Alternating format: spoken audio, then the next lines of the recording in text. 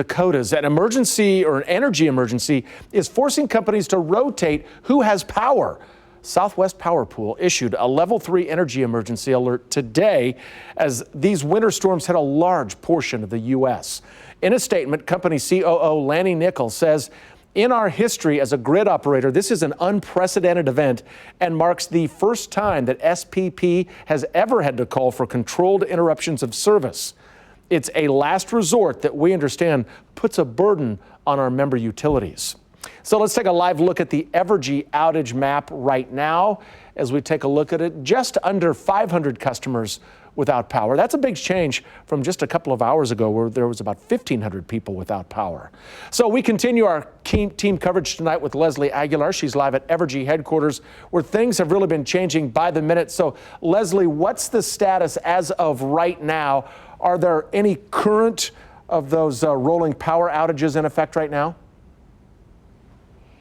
Brad, at the moment, no, there are not currently any of those outages at the moment. The Southwest Power Pool has actually downgraded back to a level 2, but that doesn't mean that at any moment they could upgrade again back to that level 3 energy emergency, which would mean more of those temporary outages.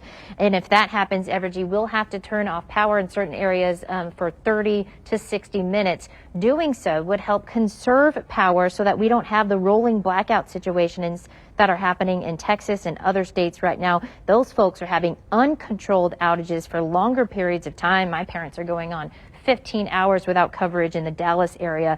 So what do these possible continued outages mean for school tomorrow? Well, Evergy is in contact with the school districts. They're not telling the school districts what to do. Rather, they're just giving them advice that they need to be prepared for possible outages, whether for in-person or virtual learning. We're in a critical situation here for about through the end of tomorrow.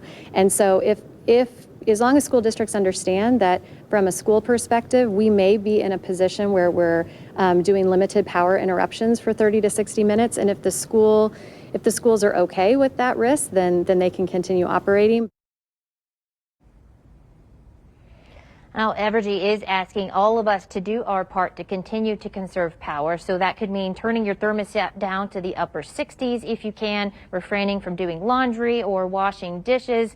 But you do need to be aware that that these rolling outages could come back. So you want to make sure that your phone is charged just in case that happens. For now, reporting live from downtown, Leslie Aguilar, KCTV 5 News. Yeah, good advice to keep the phone charged. Leslie, thank you.